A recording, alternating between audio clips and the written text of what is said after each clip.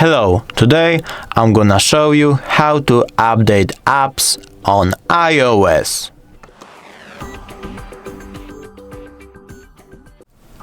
First, we need to get to the App Store.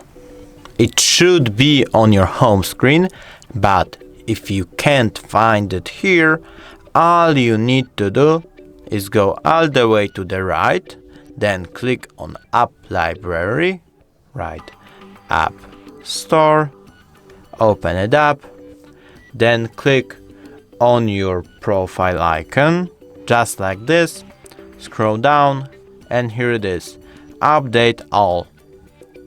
Or you can choose the one app that you want to update. Thanks for watching. I hope I helped you.